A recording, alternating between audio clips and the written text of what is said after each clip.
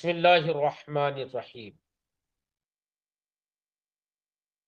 وَهُزِّي إِلَيْكِ بِجِذْعِ النَّخْلَةِ تُسَاقِطْ عَلَيْكِ رُطَبًا جَنِيًّا،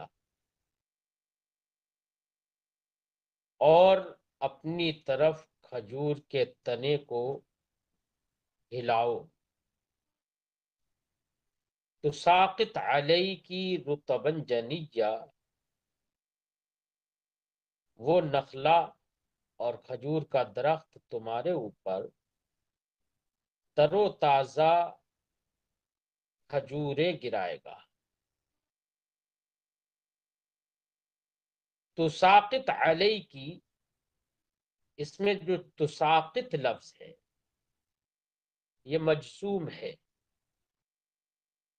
جزم ہے اس پر، کیونکہ یہ حزی فعل امر ہے جو ما قبل میں اس فعل امر کا جواب ہے، اور جواب امر مجزوم ہوتا ہے، یہ ضابطہ یاد رکھیے.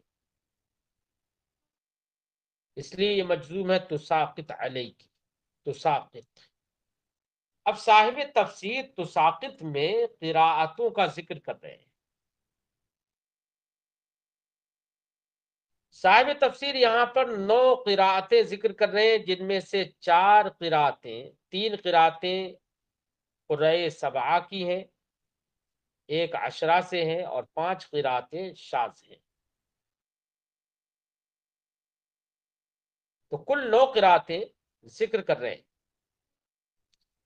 یہ قراءتیں سمجھنے کے لیے میری ایک بات ذہن میں رکھیے. تو ساقط یہ فعل مضارع ہے،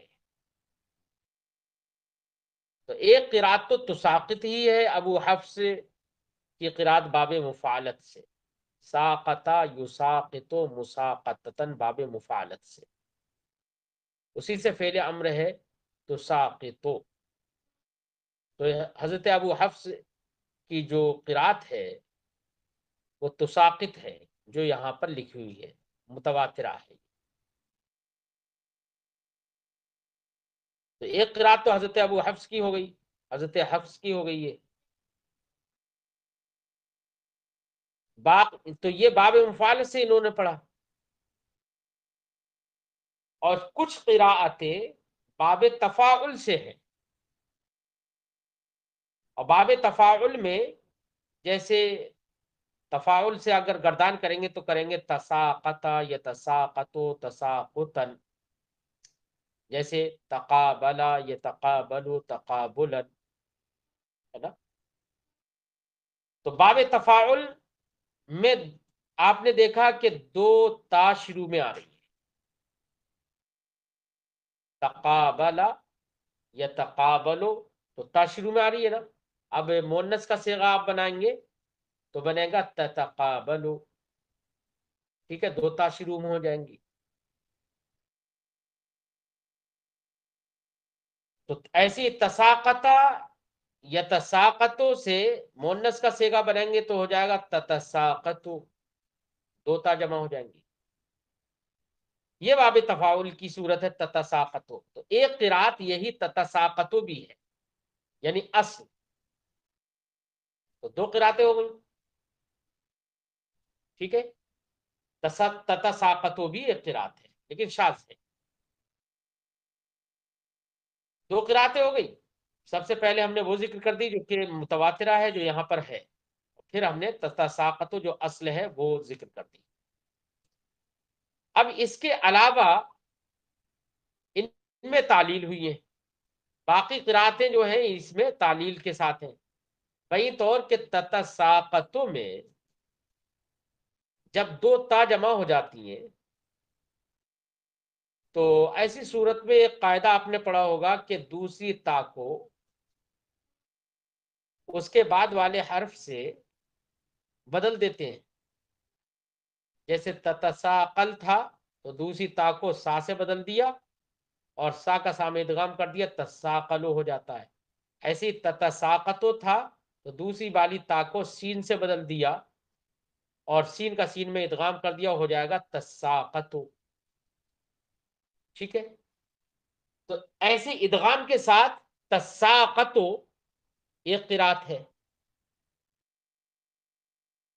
اور تو یہاں پر ادغام ہے سین کا سین میں، لیکن صاحب کتاب اسی کو کہیں گے کہ ایک پہلی تا کا دوسری تا میں ادغام کر دیا، یہ مسامحہ کے طور پر ہے، یعنی اصل کے اعتبار سے انہوں نے بتایا کہ پہلی تا کا تا میں حالانکہ ادغام نہیں ہے، دوسری والی تا کو سین سے بدل دیا، سین کا سین میں ادغام ہے، اس لیے وہ صاحب تفسیر اسی کو بطور مسامحہ کہیں گے۔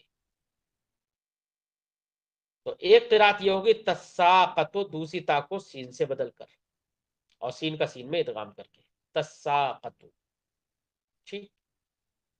کس کی کون سی قرات ہے وہ ابھی ہم ذکر کریں گے، وہ صاحب تفسیر ہی ذکر کر رہے ہیں کس کی کیا قرات ہے، ابھی ہم تفسیروں وہ قراتوں کو ذکر کر دے رہے ہیں۔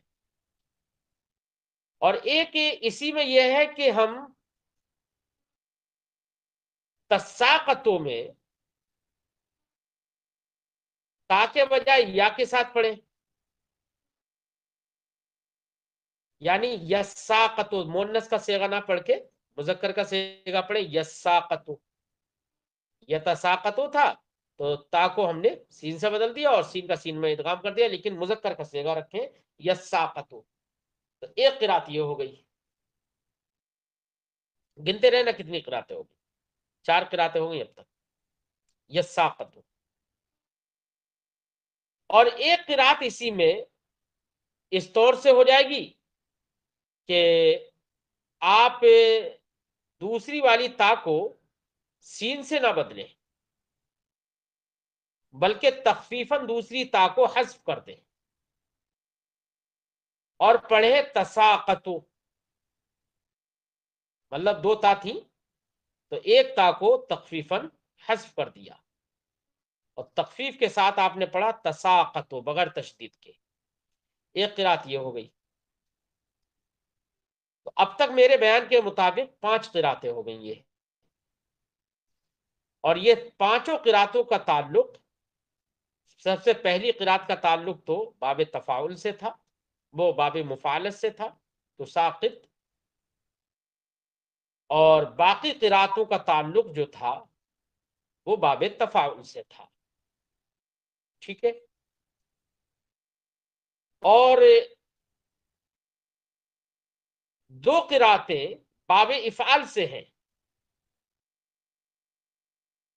یعنی یسقط اور تسقط، باب افعال سے، یعنی اسقط یسقط، اسقاط گرانا، اسی سے فعل مضارع ہے یسقط، تو مذکر کے صیغے کے ساتھ پڑھے تو یسقط یسقط، اور مؤنث کے صیغے کے ساتھ پڑھے تو تسقط، 2 قراتیں یہ ہو گئی باب افعال سے،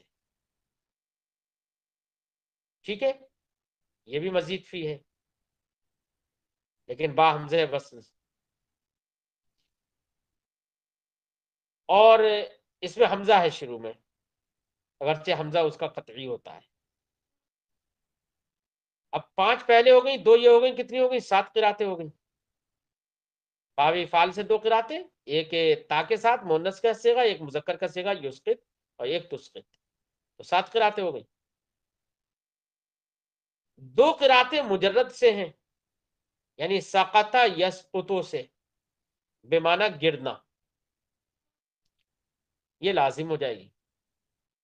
سقط یسقطو کا معنی بھی گرنا ہوتا ہے، باب تفاعل وہ بھی لازم ہوتا ہے تو اس کا معنی بھی گرنا ہوتا ہے، ٹھیک ہے۔ باب افعال اور باب مفاعلت، ان سے متعدی کا معنی ہوگا وہ متعدی ہوں گے، تو سقط یسقط مجرد سے 2 قراتیں، ایک تسقط اور ایک یسقط، ایک مذکر کا صیغہ اور ایک مؤنث کا صیغہ، تو 7 قراتیں پہلے ہو گئی اور 2 قراتیں یہ جوڑو کتنی ہو گئی؟ 9 قراتیں ہو گئی۔ صاحب تفسیر انہی 9 قراتوں کو یہاں پر ذکر کر رہے ہیں۔ اب کس کے نزدیک کیا ہے وہ صاحب تفسیر خود ہی بیان کر رہے ہیں، میں نے ایک ذہن دے دیا آپ، فرماتے تساقط علیکی،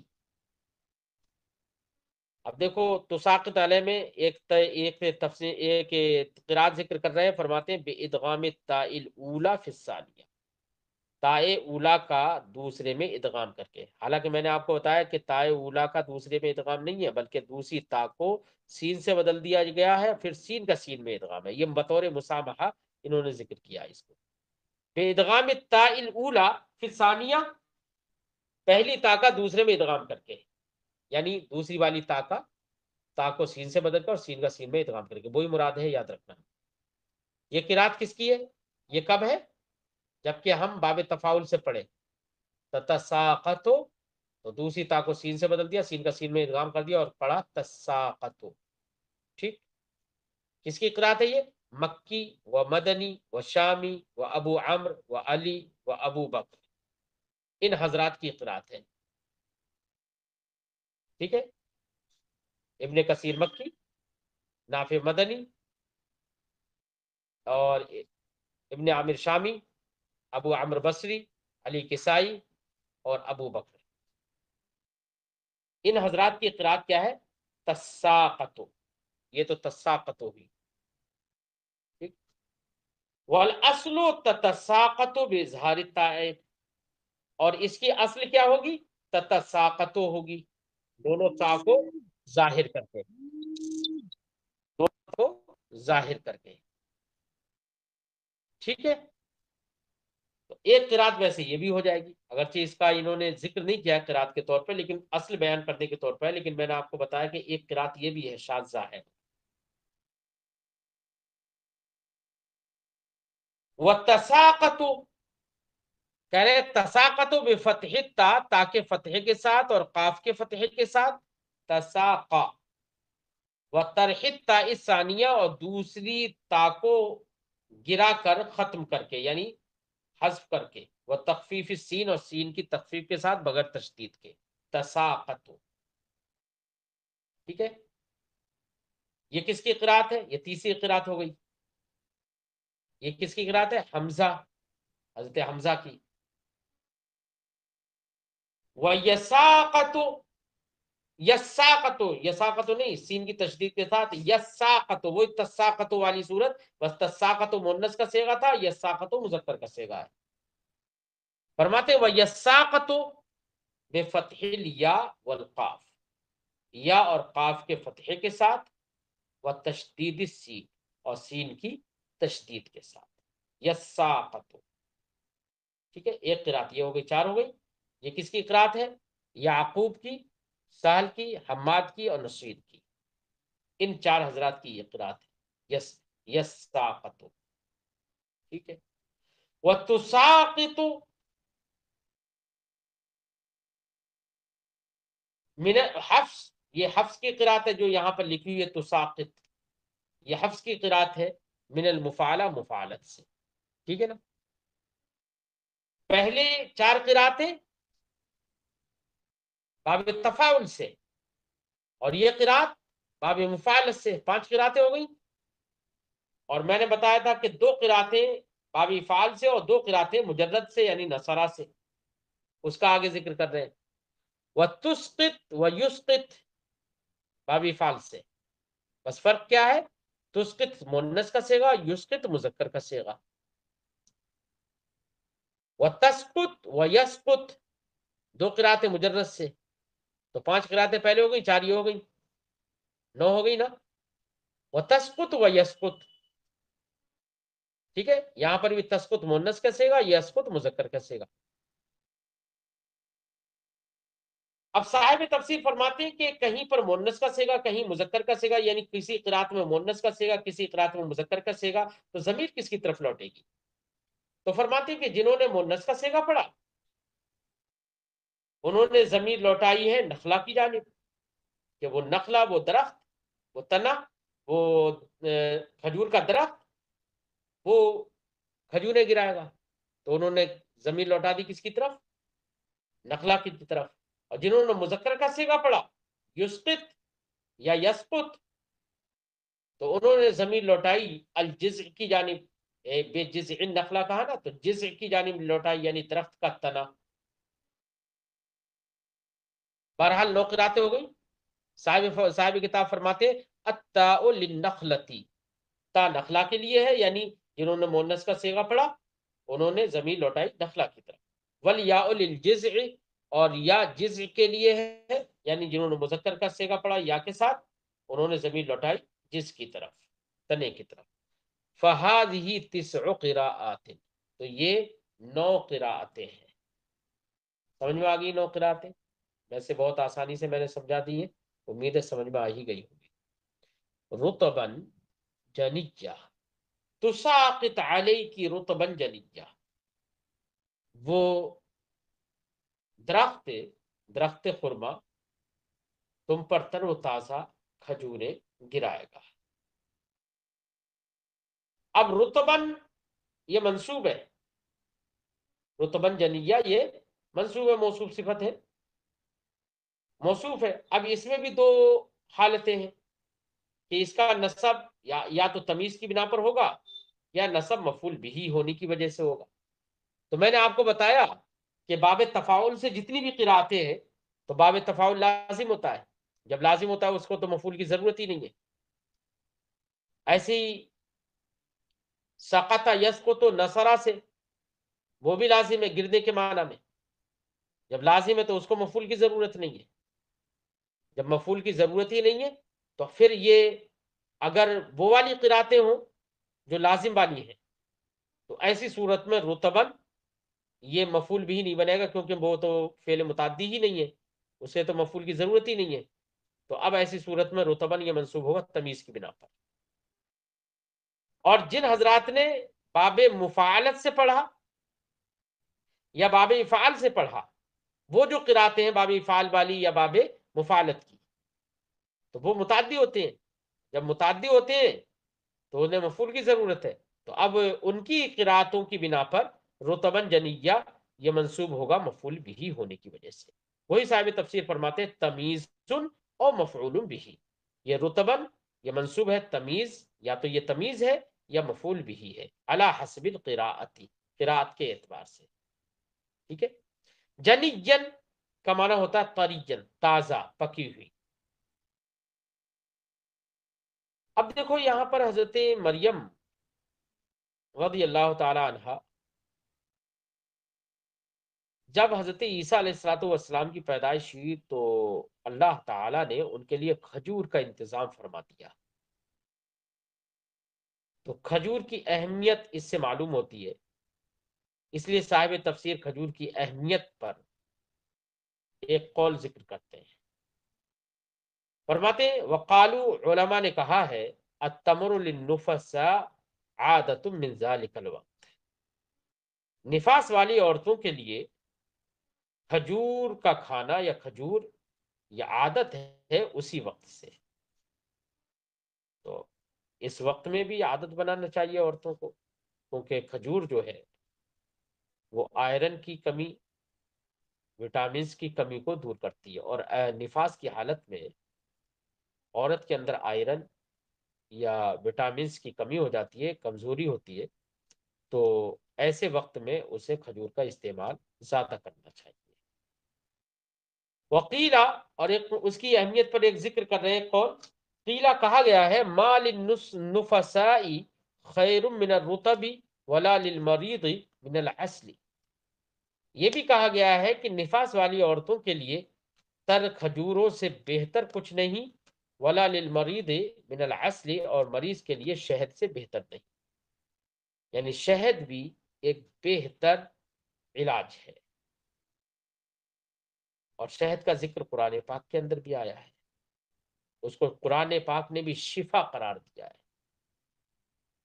حدیث پاک میں بھی نبی کریم صلی اللہ علیہ وسلم نے شہد کو اور کھجور کو بڑی اہمیت دی ہے، اس لیے جہاں تک ہو سکے ان کا استعمال کرنا چاہیے۔ اللہ نے فرمایا فَكُلِي وَاشْرَبِي وَقَرِّي عَيْنًا، تو کھا پی اور اپنے آپ کو خوش رکھ، قَرِّي عَيْنًا، اپنے آپ کو، عینن بمعنی نفسن، یعنی اپنی ذات کو خوش رکھ۔ کھا کس سے کھا؟ من الجنی کی، تر و تازہ کھجوروں سے کھا، وشربی من السری، اور جاری نہر سے پی، وقری عینا، اور اپنے آپ کو خوش رکھ، قرہ یقر، خوش ہونا، ٹھنڈک پہنچانا، اپنے آپ کو خوش رکھ کس سے؟ بالولد الرضیع، محبوب بچے سے، وعینن تمیز، کہہ رہے ہیں کہ عینن جو ہے یہ تمیز ہے، اور عینن بے معنی نفسن ہے، تو وہ اسی کا معنی بتا رہا ہے، طیبی نفسن، اپنے آپ کو خوش کر، بے عیسیٰ، حضرت عیسیٰ کے ذریعے سے، ورفضی عن کی ما احزن کی، اور ان تمام کو ترک کر دے، ٹھکرا دے، ما احزن کی، جو تجھے رنجیدہ کرے، یعنی جو بھی چیزیں غم زدہ تجھے کرے ان سب کو ختم کر دے، ٹھکرا دے، ہٹا دے، اپنے آپ سے دور کر دے اور خوش رہے۔ فَإِمَّا، اب اما کے بارے میں بتا رہے ہیں کہ اما کی اصل ہے انما، تو انما ہے تو ان نون ساکن ہے اور اس کے بعد میم آ گیا، اور آپ نے قرات کا قاعدہ پڑھا ہے کہ نون ساکن اور تنوین کے بعد یرملون میں سے کوئی حرف آتا ہے تو ادغام ہو جاتا ہے، تو اس لیے یہاں پر ادغام ہو گیا اور ہو گیا اما، اصل ہے اس کی انما۔ وہی فرماتے فَإِمَّا أَصْلُهُ انما، اس کی اصل ہے انما، فَضُمَّتْ ان الشرطیہ الی ما، تو ان شرطیہ کو ضم کر دیا گیا ہے ماں کے طرف، ماں کے ساتھ ضم کر دیا گیا یعنی ادغام کر دیا گیا، جیسے کہ میں نے ابھی ضابطہ بتایا ادغام کرنے کا، وَأُدْغِمَتْ فِيهَا، اور اس میں اس کا ادغام کر دیا گیا ہے، تو ہو گیا اما۔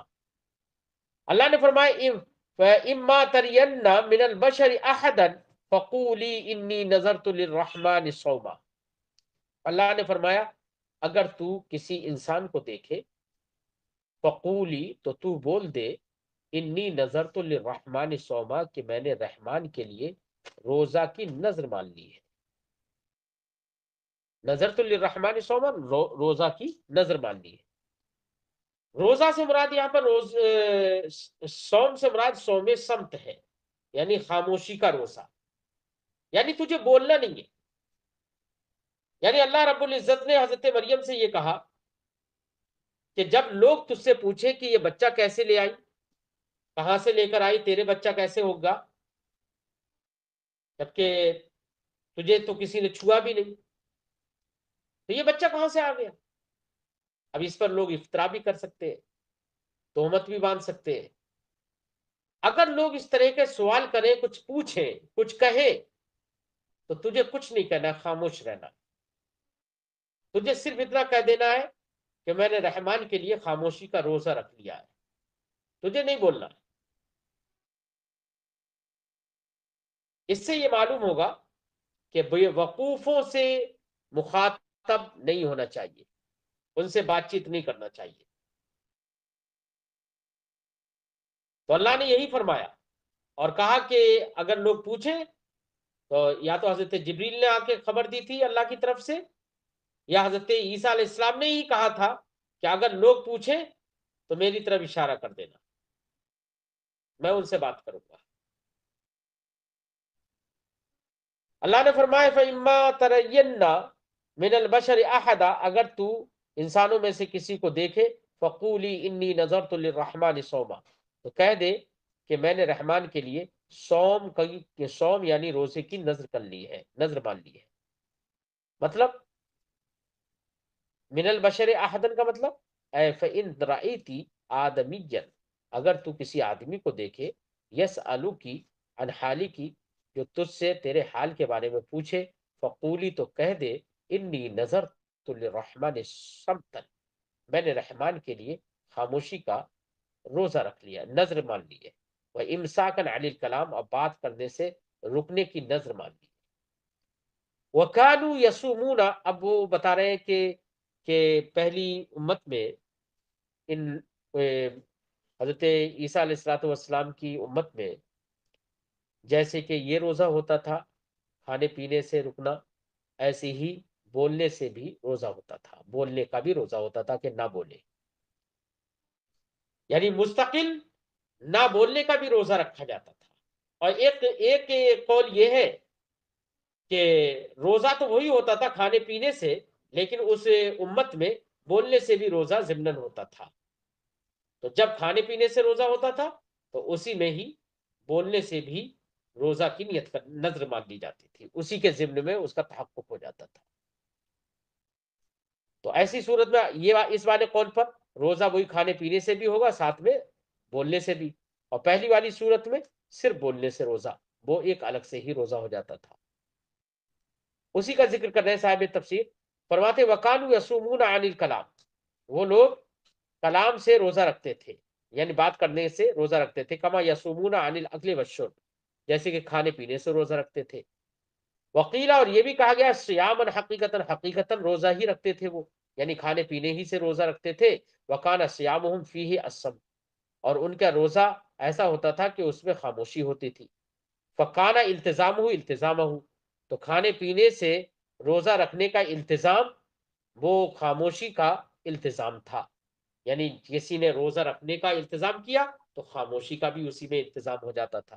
اسی لیے حضرت مریم نے کہا انی نظرت للرحمن صوما، اور صوم سے مراد حقیقتاً روزہ ہے، یعنی کھانے پینے سے رکنا، اور اسی کے بیچ میں اسی کے ضمن التزامن کیا بولنے سے بھی روزہ ہو گیا۔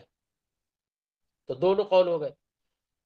وقد نہا، لیکن بہرحال اس امت میں تھا، لیکن ہمارے نبی کریم صلی اللہ علیہ وسلم نے اس سے منع فرما دیا۔ وقد نہا رسول اللہ صلی اللہ علیہ وسلم عن صوم الصمت، نبی کریم صلی اللہ علیہ وسلم نے خاموشی کے روزے سے منع فرمایا۔ فصار ذلك منسوخا فینا، تو ہمارے اندر یعنی ہماری شریعت میں وہ خاموشی کا روزہ منسوخ ہو گیا۔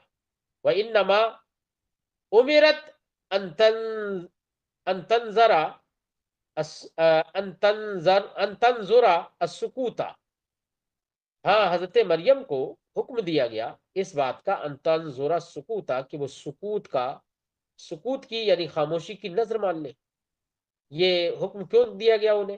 تو اس کی وجہ بتا رہے ہیں لأن عیسیٰ علیہ السلام یکفیہا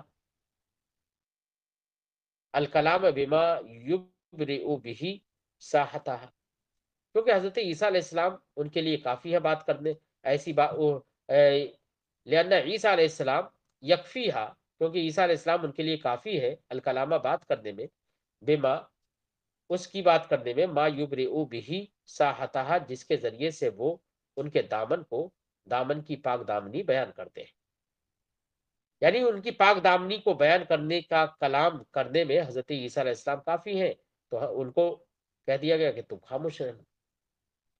وَلِأَلَّا تُجَادِلَ السُّفَہَاءَ، اور اس لیے بھی کہ اگر جواب دیں گی تو وہ اور باتیں کریں گے، تو پھر مجادلہ ہوگا، تو بے وقوفوں سے تاکہ مجادلہ نہ کریں، اس لیے جھگڑے نہیں، اس لیے منع فرما دیا گیا کہ، اور کہہ دیا گیا کہ تم سکوت کی نظر کا حکم، یعنی خاموش رہنے کی نظر مان لینا۔ ولی اللہ تجادل السفہاء، اور اس لیے بھی حکم دیا گیا نظر ماننے کا تاکہ وہ بے وقوفوں سے مجادلہ نہ کرے، جھگڑا نہ کرے۔ وفیہ دلیل علی ان السکوت عن السفیہ واجب، اس میں دلیل ہے اس بات پر کہ سکوت بے وقوف آدمی سے واجب ہے، یعنی کوئی بے وقوف آدمی آپ سے بات کرے اور آپ جانتے ہیں کہ یہ بات کو سمجھ نہیں رہا ہے اور نہ سمجھے گا، تو اس سے بات نہ کرے، واجب ہے بے وقوف آدمی سے بات نہ کرنا، اس سے خاموش رہنا۔ اللہ رب العزت نے قرآن پاک میں ارشاد فرمایا وَإِذَا خَاطَبَهُمُ الْجَاهِلُونَ قَالُوا سَلَامًا، اللہ کے نیک بندوں سے جب جاہل مخاطبہ کرتے ہیں، بات کرتے ہیں، تو اللہ کے نیک بندوں کا عمل یہ رہتا ہے کہ وہ کہتے ہیں قالو، کہتے ہیں سلام، یعنی سلام متارکت کر دیتے ہیں اور کہہ دیتے ہیں بھیا ہم چلتے ہیں۔ ٹھیک ہے، شاعر نے بھی کہا ہے کہ شاعر کا قول ہے اذا نطق السفیہ فلا تجبہ فخیر من اجابتہ السکوت، جب بے وقوف بولے فلا تجبہ، تو اس کو جواب مت دو، فخیر من اجابتہ السکوت، اس کو جواب دینے سے بہتر ہے خاموش رہنا۔ صاحب تفسیر فرماتے ہیں وفیہ دلیل، اس میں دلیل ہے اس بات پر ان السکوت عن السفیہ واجب، کہ سکوت بے وقوف آدمی سے واجب ہے۔ وما خدع سفیہ بمثل اعراض، اور کسی بے وقوف کو کمزور نہیں کیا گیا، لاجواب نہیں کیا گیا اعراض کے مثل کے ذریعے، نہیں توڑا گیا اعراض کے مثل سے، ولا اطلق عنانہ بمثل العراض، اور اس کی لگام کو نہ چھوڑا گیا مگر اس کے سامنے آنے کی مثل سے۔ کہنے کا مقصد یہ ہے کہ ایک بے وقوف آدمی کو اگر توڑنا ہے تو اس کا توڑنا، اسے کمزور کرنا، وہ اعراض سے ہوگا، اور اگر اس کو مطلق العنان بنانا ہے، شترے بے مہار بنانا ہے، اسے ڈھیل دینا ہے، تو اس کے سامنے آ جائیے، ٹھیک ہے۔ اسی مفہوم کو صاحب کتاب نے ذکر کیا، وما خدع سفیہ بمثل الاعراض، بے وقوف کو نہیں توڑا گیا اور خاموش نہیں کیا گیا اعراض کی مثل سے، ولا اطلق عنانہ بمثل العراض، اور اس کی مہر کو اور اس کی باغ ڈور کو نہیں چھوڑا گیا اعراض کے مثل سے۔ اعراض کا مطلب عارض یعارض معارضتا و ارادا، وہی مقابلہ کرنا، اس کے مقابلہ آرائی سے، اس کے سامنے آنے سے، یعنی اگر اسے توڑنا ہے تو اعراض کرو، اور اسے بڑھاوا دینا ہے تو اس سے معارضہ کرو، اور اس سے مقابلہ کرو، تو وہ اس کی ہمت اور بڑھے گی۔ وَإِنَّمَا أَخْبَرَتْهُمْ بِأَنَّهَا نَظَرَتْ الصَّوْمَ بِالْإِشَارَةِ، اب انہوں نے تو نظر مان لی خاموشی کی، تو کیا اب سوال یہ ہے کہ اگر یہ بھی بولیں گی ان کے سامنے انی نظرت للرحمن صوما، تو یہ بھی تو بولنا ہی ہوا، خاموشی کی نظر مانی تھی اور یہ بولنا ہو گیا، تو پھر کیسے انہیں بتایا لوگوں کو کہ میں نے خاموشی کا روزہ رکھ لیا ہے، خاموشی کی نظر مان لی ہے؟ اگر بول کر بتائیں گی تو بولنا ہو گیا۔ تو صاحب تفسیر اس کا ذکر کر رہے ہیں، اس کا جواب دے رہے ہیں۔ جواب کا خلاصہ یہ ہے کہ ممکن ہے کہ حضرت مریم کو صرف اتنا جملہ بولنے کی اجازت ہو، اور اس کے بعد خاموشی کا روزہ ہو، اور یہ بھی ممکن ہے کہ انہوں نے ان سے یہ نظرت للرحمن صوما، یہ اس کو کہا گیا کہ تم یہ کہہ دینا نظرت للرحمن صوما، لیکن یہاں پر کہنا مراد نہیں ہے بلکہ اشارہ مراد ہے، یعنی وہ اشارے سے یہ بتا دیں کہ میرا خاموشی کا روزہ ہے، اور اسی اشارے کو یہاں پر قول یا کلام سے تعبیر کر دیا گیا، اور قول و کلام سے اشارے کو تعبیر کر دیا جاتا ہے۔ شاعر نے بھی اپنے کلام میں اشارے کو، جو ایک اشارہ ہی سمجھا جا سکتا ہے، اس اشارے کو کلام یا قول سے تعبیر کیا ہے۔ تو یہاں پر بھی قول سے تعبیر اشارے کو کر لیا گیا ہو کہ مراد یہ ہے کہ تم وہ اشارے سے یہ بتا دیں لوگوں کو کہ میرا خاموشی کا روزہ ہے۔ وہی فرماتے ہوئے انما اخبرتہم، حضرت مریم نے انہیں خبر دی بانہا نظرت الصوم بالاشارہ، کہ انہوں نے انہیں خبر دی کہ انہوں نے صوم کی نظر مان لی ہے۔ کس سے خبر دی؟ بالاشارہ، اشارہ سے۔ تو پھر یہاں پر کیسے کہا گیا قولی انی نظر، تو اسے یہاں پر قول کیوں کہا گیا کہ یہ کہہ دینا؟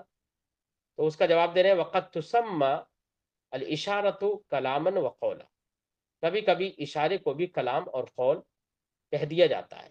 اللہ تعالیٰ، کیا تم نہیں دیکھتے قول شاعر کا کہنا فی وصف القبور، قبروں کی تعریف میں اور قبروں کے وصف میں شاعر نے کہا کیا؟ وتکلمت عن اوجہ الطبلہ، اور ان قبروں نے ایسے چہروں سے بات کی، طبلہ جو چہرے بوسیدہ ہو جاتے ہیں یا بوسیدہ ہو گئے، تو قبروں نے بات کی۔ قبریں کہیں کہیں پر بات کرتی ہیں، ان کا کہیں پر قول ہوتا ہے، کلام ہوتا ہے، ان کا نہیں ہوتا ہے۔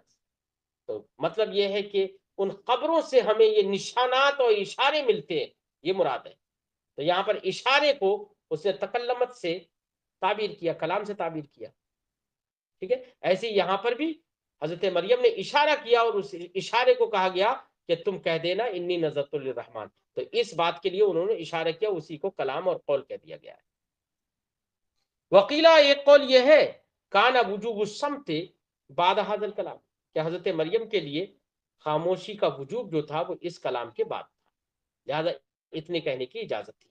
اور سبغ لها هذا القدر بالنطق، یا ایک قول یہ بھی ہے کہ انہوں نے تو نظر مان لی تھی روزے کی، لیکن ان کے لیے صرف اتنے بولنے کی اجازت دے دی گئی تھی، اور سبغ اجازت دے دی گئی تھی لہا ان کو هذا القدر اس قدر کی، اتنی مقدار بالنطق بولنے کی۔ فلن اکلم اليوم انسیہ، تو تم کہہ دینا کہ میں نے رحمان کے لیے روزے کی نظر مان لی ہے، فلن اکلم اليوم انسیہ، تو آج میں ہرگز کسی آدمی سے بات نہیں کروں گی، انسین اے آدمی۔ فاتت به بعیسی قومها تحملہ، تو حضرت مریم ان کو لے کر یعنی حضرت عیسیٰ کو لے کر آئی قومها اپنے قوم میں، تحملہ ان کو اس حال میں ان کو اٹھائے ہوئے یعنی ان کو گود میں لیے ہوئے، تو تحملہ یہ اتت کی ضمیر سے حال واقع ہے۔ تو حضرت مریم اپنی قوم میں ان کو لے کر آئے، بھی کی ہا ضمیر جو ہے وہ حضرت عیسیٰ کی طرف لوٹ رہی ہے، اسی اس کی تفسیر بے عیسیٰ سے کر رہے ہیں۔ فاتت بھی اے بی عیسیٰ قومہا، تو حضرت مریم عیسیٰ کو اپنی قوم میں لے کر آئیں، تحملہ ان کو اٹھائے ہوئے یعنی گود میں لیے ہوئے، بعدما طہرت من نفاسیہ، بعد اس کے کہ وہ اپنے نفاس سے پاک ہو گئی، تو نفاس سے پاک ہونے کے بعد لے کر آئی۔ تو کب لے کر آئی، اس سلسلے میں دو قول ہیں، ایک تو قول یہ ہے کہ حضرت مریم حضرت عیسیٰ کی پیدائش کے فوراً بعد ہی لے کر آ گئی تھی، یعنی ایک ہی دن کے تھے حضرت عیسیٰ علیہ السلام، تبھی لے کر آ گئی تھی، تو نفاس مطلب فوراً ہی ختم ہو گیا۔ اور ایک قول یہ ہے کہ حضرت مریم حضرت عیسیٰ علیہ السلام کو اپنی قوم میں 40 دن کے بعد لے کر آئی تھی، نفاس کے ختم ہونے کے بعد۔ دونوں قول ہیں جس کا ذکر صاحب تفسیر آگے کریں گے۔ تحملہ فرماتے تحملہ حال منہا، یہ حضرت مریم سے حال واقع یعنی اتت میں جو یہ ضمیر ہے جو حضرت مریم کی طرف لوٹ رہی ہے اسی سے یہ حال واقع ہے۔ اے اقبلت مانا ہوگا اقبلت نحوہم، اپنی قوم کی طرف یہ متوجہ ہوئی، حاملتن ایاہو، حضرت عیسیٰ علیہ السلام کو اٹھائے ہوئے، فلما رأوہ معاہا، تو جب قوم نے لوگوں نے حضرت عیسیٰ کو حضرت مریم کے ساتھ دیکھا، قالو تو بولے یا مریم لقد جئت شیئا فریا، اے مریم لقد جئت تو لائی ہے، تو آئی ہے، لائی ہے شیئن فریا انوکھی چیز، شیئن فریا کا معنی انوکھی جو عادت کے خلاف ہو، یعنی انہوں نے فریا اس لیے کہا کیونکہ عادت یہ ہے کہ شادی ہونے کے بعد بچہ پیدا ہوتا ہے، اور تو بغیر شادی کے بچہ لے آئی، تو نے تو عادت ہی کو ختم کر دیا، اس لیے انہوں نے اس کو فریا کہا، فریا کا معنی انوکھی۔ وہی بتا رہے قالو یا مریم لقد جئت شیئا فریا، وہ بولے اے مریم تو انوکھی چیز لے آئی، بدیعا عجیبا، وہی انوکھی کے معنی میں۔ والفرج القطع، اور فری کا معنی ہوتا ہے قطع یعنی کاٹنا، تو یہاں پر کاٹنے کا مطلب کیا ہوا، کانہ یقطع العادہ، کہ حضرت عیسیٰ علیہ السلام کا لانا یہ عادت کو قطع کر رہا ہے، کہ عادت یہ تھی کہ شادی ہونے کے بعد بچہ ہوتا ہے، اور تو بچہ بغیر شادی کے ہی لے آئی، یہ قطع عادت ہے۔ تو وہ بولے اے مریم تو بڑی انوکھی چیز لائی ہے، یا اخت ہارون، اے ہارون کی بہن، اور حضرت مریم کو ہارون کی بہن کہا۔ تو یہاں پر ہارون سے مراد کون ہے، اس سلسلے میں تین قول ہیں۔ ایک قول یہ ہے کہ یہاں پر ہارون سے مراد حضرت مریم کے ایک بھائی تھے جن کا نام ہارون تھا، اور چونکہ وہ بنی اسرائیل کے ایک بہتر انسان تھے، اس لیے ان کی طرف نسبت کرتے ہوئے اپنے حقیقی بھائی کی طرف نسبت کرتے ہوئے لوگوں نے کہا یا اخت ہارون، اے ہارون کی بہن، کیونکہ وہ اچھے انسان تھے، تو ان کا نام لے کر کہہ رہے ہیں کہ اتنے اچھے انسان کی بہن ہے اور تو نے ایسا کیا۔ ایک قول یہ ہے کہ ہارون سے مراد انہی کے بھائی ہیں کہ ان کے بھائی کا نام ہارون تھا، اور ایک قول یہ ہے کہ حضرت موسیٰ علیہ السلام کے بھائی جو ہارون تھے وہ مراد ہے ان کی طرف نسبت کر دی یا اخت ہارون. کیوں؟ اس لیے کہ اگرچہ حضرت مریم اور حضرت ہارون کے درمیان 1000 سال کا فاصلہ تھا، لیکن حضرت مریم حضرت ہارون کی نسل سے ہے، انہی کی اولاد کی نسل سے ہے، اس لیے انہوں نے حضرت ہارون کی طرف نسبت کر دی، حضرت موسیٰ علیہ السلام کے بھائی ہارون کی طرف. اور ایک قول یہ بھی ہے کہ ہارون نام کا کوئی اچھا یا برا آدمی تھا. اگر اچھا آدمی تھا تو ان کو شرم دلانے کے لیے کہ ایک اچھے آدمی کی بہن، تو یہاں پر نسبت صرف طنز کے طور پر ہوگی کہ ایک اچھے آدمی کی بہن تو اچھا کام کرے، تو کسی اچھے آدمی کی طرف نسبت، کوئی ہارون نام کا اچھا آدمی تھا اس کی طرف نسبت کرتے ہوئے کہا کہ اچھے آدمی کی بہن تو اچھے کام کرنا چاہیے، لیکن تو نے ایسا کر دیا. تو یہ طنز کے طور پر، افترا کے طور پر انہوں نے کہا. یا کوئی برا آدمی تھا ہارون نام کا، تو بدکار یا بدتمیز آدمی تھا، اس کی طرف نسبت کر دی تذلیل کے لیے کہ تو ایسی عورت ہے گویا کہ تو اس کی بہن ہے. ٹھیک ہے، یہ 3 قول ہیں، صاحب تفسیر اسی کا ذکر کر رہے ہیں. فرماتے ہیں یا اخت ہارون وکان اخاہا من ابیہا. یہاں پر ایک قول یہ ہے کہ ہارون حضرت مریم کے بھائی تھے، من ابیہا انہی کے باپ سے، یعنی اللاتی بھائی تھے، یعنی باپ شریک بھائی. ومن افضل بنی اسرائیل، اور یہ بنی اسرائیل کے ایک بہتر انسان تھے. او ہوا اخو موسیٰ، یا یہ کہ حضرت موسیٰ علیہ السلام کے بھائی تھے ہارون، ان کی طرف نسبت کرتی. وکانت من عقابہ، اور ان کی طرف نسبت کرنے کی وجہ یہ ہے کہ حضرت مریم انہی کی اولاد سے ہے، انہی کی نسل سے ہے. وبینہما الف سنہ، جبکہ دونوں کے درمیان 1000 سال کا فاصلہ ہے. وہذا کما یقال، اب 1000 سال کا فاصلہ پھر بھی اس کی طرف نسبت، تو یہ کہہ دیا جاتا ہے کہ ہذا کما یقال، یہ ایسے ہی ہے جیسے کہا جاتا ہے یا اخا ہمدان. اخا ہمدان کہا جاتا ہے، ہمدان تو پتہ نہیں کئی سینکڑوں سال پہلے، ہزاروں سال پہلے کوئی گزر گیا آبا و اجداد سے، اسی کی طرف نسبت کرتے ہوئے آج کے آدمی کو کہا جاتا ہے اے یا ابا ہمدان. جیسے بنی آدم، ہم کو بنی آدم کہا جاتا ہے، کیوں؟ آدم کی اولاد، حالانکہ پتہ نہیں کتنے لاکھ سال گزر گئے. کما یقال، جیسے کہا جاتا ہے یا اخا ہمدان، اے یا واحد منہم، یعنی قبیلہ ہمدان کے یا ہمدان کے افراد میں سے ایک فرد. اور رجل صالح، یا یہاں پر ہارون سے مراد کوئی نیک آدمی ہے، یا او طالح، یا کوئی بدکار آدمی ہے، من زمانے انہی کے زمانے کا. اگر نیک آدمی ہے شبہوہا بہی، تو حضرت مریم کو ان لوگوں نے اس نیک آدمی سے تشبیہ دی کہ صلاح نیکی میں، کہ تم تو اتنی نیک تھیں اور تم ایسا کر گئی. اور شتموہا بھی، یا بدکار آدمی کوئی تھا تو اس کے ساتھ حضرت مریم کو گالی دی کہ تم نے ایسا کیا، تم تو گویا کہ اس کی بہن ہو، ہے نا. ایسے ما کان ابو کی امرأن سوء، ما کان ابو کی، تمہارا باپ، حضرت مریم کے باپ کا نام تھا عمران، تمہارے باپ عمران امرأن سوء، بدکار آدمی نہیں تھے. زانین، سوء کا معنی رجل سوء، سین کے فتح کے ساتھ، یہ صفت کے طور پر جب استعمال ہوتا ہے تو سوء، اور ویسے برائی کے معنی میں جب استعمال ہوتا ہے تو سوء. امرأن سوء، تم امرأ سوء، ما کانا ابو کی امرأ سوء، تمہارا باپ عمران برا انسان نہیں تھا، بدکار انسان نہیں تھا. تو سوء کا معنی زانین، یعنی ایک زانی انسان نہیں تھا. وما کانت امی کی بغیہ، اور نہ ہی تمہاری ماں، حضرت مریم کی ماں کا نام تھا حنہ. ما کانت امی کی حنہ بغیہ، تمہاری ماں حنہ بغی اور بدکار اور زانیہ نہیں تھی، تو تم نے ایسا کام کر لیا. یہ طنز کر رہے تھے. فاشارت الیہ، تو حضرت مریم نے حضرت عیسیٰ علیہ السلام کی طرف اشارہ کر دیا. الہ ضمیر کا مرجع الی عیسیٰ، عیسیٰ کی طرف. ان یجیبہم، کہ وہ ان کو جواب دے. اجابہ یجیب اجابتاً، جواب دینا. وذالک، اب یہ ان کی طرف اشارہ کیوں کیا؟ تو اس کی 2 وجہ.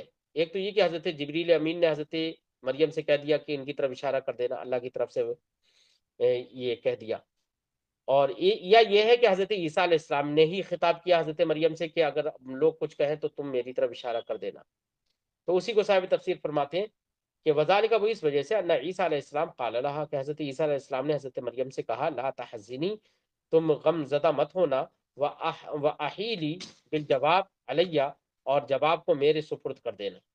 احالہ یحیل احالتن اس کا معنی سپرد کرنا. واحیلی بالجواب علیہ اور جواب میرے اوپر ڈال دینا. وقیل اور یہ بھی کہا گیا ہے امرہا جبریل بذالک کہ حضرت مریم کو جبریل نے اس کا حکم دیا. ولما اشارت الیہ غضبوا وتعجبوا تو جب حضرت مریم نے اشارہ کیا حضرت عیسیٰ کی طرف غضبوا تو لوگ غصہ ہو گئے وتعجبوا تعجب کیا کہ ارے بچے کی طرف اشارہ کر رہی ہے، 1 دن کا بچہ یا 40 دن کا بچہ کیسے بات کرے گا. قالوا اور تعجب میں وہ بولے قالوا بولے کیف نکلم من کان فی المہد صبیا ہم اس سے کیسے بات کریں جو گہوارے میں ہے اس حال میں کہ وہ بچہ ہے، یعنی گہوارے میں ہے ایسا بچہ ہے ابھی گہوارے ہی میں ہے، اس سے ہم کیسے بات کریں، وہ کیسے بات کرے گا.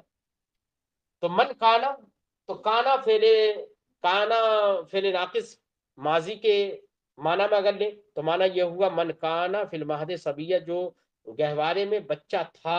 اگر یہ معنی کریں تو بچہ جو پہلے تھا وہ تو اب بات کر سکتا ہے نا، تو یہ معنی مراد نہیں ہوگا، ماضی کا معنی اس سے مراد نہیں ہے. ٹھیک ہے، تو کانا اپنے معنی میں نہیں ہے بلکہ یہاں پر حدثہ یا حصلہ کے معنی میں ہے، یعنی جو ابھی گہوارے میں بچہ ہونے کی حالت میں موجود ہے اس سے ہم کیسے بات کریں یہ مراد ہے. اسی کو صاحب تفسیر فرماتے قالو انہوں نے کہا کیف نکلم من کان فی المہد صبیا ہم کیسے بات کریں اس سے جو گہوارے میں پالنے میں ہے اس حال میں کہ وہ بچہ ہے. تو اس لیے کانا کی تفسیر کر رہے ہیں حدثہ و وجدہ، یعنی کانا کا معنی تھا نہیں ہے بلکہ کانا کا معنی ہے جو ابھی گہوارے میں بچہ ہے، یہ معنی ہے حدثہ و وجدہ. فی المہد المعہود تو المہد سے مراد وہی گہوارہ پالنا. اب وہ کون سا پالنا، تو الف لام یہاں پر ہے تو کوئی متعین پالنا ہوگا، اسی لیے المہد المعہود مراد ہے، یعنی ایک متعین پالنا مراد ہے، گہوارہ مراد ہے. سبین یہ حال واقع ہے یعنی منصوب حال ہونے کی بنا پر جو گہوارے میں ابھی ہے اس حال میں کہ وہ بچہ ہے. قال انی عبداللہ تو حضرت عیسیٰ علیہ جب انہوں نے یہ کہا تو حضرت عیسیٰ علیہ السلام بول پڑے، انہوں نے کہا انی عبداللہ میں اللہ کا بندہ ہوں. صاحب تفسیر فرماتے ہیں لما اسکتت بامر اللہ لسانہا الناطق تو دیکھیے حضرت مریم کی تو زبان بولنے والی تھی لیکن اللہ کے حکم سے انہوں نے اپنی زبان ناطق کو خاموش کر لیا. اور حضرت عیسیٰ علیہ السلام جو ابھی بچے تھے ان کی زبان ابھی ناطق نہیں تھی لیکن اللہ نے ان کی زبان غیر ناطق کو بلوا دی. فرمایا ولما اسکتت بامر اللہ جب حضرت مریم نے اللہ کے حکم سے اپنی لسان ناطق اپنے لسان ناطق کو خاموش کر لیا انطق اللہ لہا اللسان الساکت تو اللہ تعالی نے حضرت مریم کے لیے لسان ساکت کو بلوا دیا، خاموش زبان کو بلوا دیا. حتی اعترف بالعبودیہ یہاں تک کہ حضرت عیسیٰ علیہ السلام نے اپنے بندے ہونے کا اعتراف کیا کہ وہ بندہ ہیں، اللہ کے بندے ہیں. وہ ہوا ابن 40 لیلہ اس حال میں کہ وہ 40 دن کے تھے اور ابن یومن یا ایک ہی دن کے تھے. دو قول ہے کہ جب بات کی تھی اس وقت یا تو 40 دن کے تھے یا ایک ہی دن کے تھے. رویا انہو اشارہ بالسبابتی روایت کیا گیا ہے کہ حضرت عیسیٰ علیہ السلام نے اپنی سبابہ سے یعنی اپنی شہادت کی انگلی سے اشارہ کیا. وقال بصوت رفیع اور بلند آواز میں کہا انی عبداللہ میں اللہ کا بندہ ہوں. وفیہ رد لقول النصارى اس میں رد ہے نصارہ کے اور عیسائیوں کے قول کا، کیونکہ انہوں نے حضرت مریم وہ حضرت عیسیٰ علیہ السلام کو اللہ کا بیٹا کہا تھا، تو ان کی تردید کر دی پہلے ہی دن سے حضرت عیسیٰ علیہ السلام نے کہ میں اللہ کا بیٹا نہیں بلکہ اللہ کا بندہ ہوں. آتانی الکتاب اللہ نے مجھے کتاب عطا کی. آتا یوتی ایتا دینا. آتانی الکتاب اللہ نے مجھے کتاب دی. کون سی کتاب؟ الانجیل انجیل. وجعلنی نبیا اور مجھے نبی بنایا. ابھی تو کتاب دی نہیں تھی، کتاب تو بعد میں نازل ہوئی انجیل، لیکن حضرت عیسیٰ علیہ السلام کریں آتانی الکتاب، مجھے کتاب دے دی، تو اس کے دو معنی ہو سکتے ہیں۔ ایک معنی یہ بھی ہو سکتا ہے کہ چونکہ بعد میں کتاب آنا ہی تھی اور مستقبل میں جو کام یقینی طور پر ہونے والا ہوتا ہے اس کو ماضی سے تعبیر کر لیتے ہیں، تو یہاں پر بھی اس کو ماضی سے تعبیر کر دیا، کیونکہ یقینی طور پر کتاب آنے والی تھی اور یقینی طور پر آپ نبی ہیں۔ اور ایک معنی یہاں پر یہ بھی ہو سکتا ہے کہ اللہ رب العزت نے حضرت عیسیٰ علیہ الصلوۃ والسلام کے لیے کتاب اور نبی ہونا، ان کے لیے کتاب اور ان کا نبی ہونے کا فیصلہ فرما دیا ہے۔ قضائے الہی میں یہ بات ہو چکی ہے، اس قضائے الہی میں جو ہو چکا ہے اس کی طرف نظر کرتے ہوئے اشارہ کرنے کے لیے حضرت عیسیٰ علیہ السلام نے ماضی کا استعمال کیا اور کہا آتانی الکتاب، مجھے کتاب دی ہے، یعنی قضائے الہی میں مجھے انجیل دی گئی ہے اور قضائے الہی میں مجھے نبی بنا دیا گیا ہے۔ تو دونوں معنی صاحب تفسیر نے ذکر کیے ہیں۔ رویہ عن الحسن، حضرت حسن سے مروی ہے انہو کان فی المہد نبیہ، کہ حضرت عیسیٰ علیہ السلام پالنے ہی میں، گہوارے ہی میں نبی تھے۔ وَكَلَامُهُ مُعْجِزَتُهُ، اور ان کا کلام یعنی گہوارے میں ان کا کلام کرنا یہ ان کا معجزہ تھا۔ وقیلہ، اور یہ بھی کہا گیا معنی ہو، اس کا معنی یہ ہے ان ذالک سبق فی قضائہ، کہ یہ بات ان کی قضا میں ہو چکی ہے، تو اپنی قضا کی جانب اشارہ کرنے کے لیے ماضی کا استعمال کیا، وجعلنی نبیا، اور جعل الآتی لا محالتہ کانہ وجدہ، یا یہاں پر الآتی کا معنی ہونے والا، آنے والا، یا یہاں پر آنے والے یا ہونے والے کو لا محالہ یقینی، لا محالہ کا معنی یقینی، یقینی طور پر ہونے والے کو کر دیا، کانہ وجدہ، گویا کہ وہ ہو چکا، یعنی جو مستقبل میں یقینی طور پر ہونے والا ہے اس کو ماضی سے یقین کے ساتھ کہ گویا کہ وہ ہو گیا، ایسے تعبیر کر دیا، گویا کانہ وجدہ، گویا کہ وہ پا لیا گیا۔ اور جعل الآتیہ لا محالہ، یقینی طور پر ہونے والے کو ایسا کر دیا کانہ وجدہ، گویا کہ وہ پا لیا گیا۔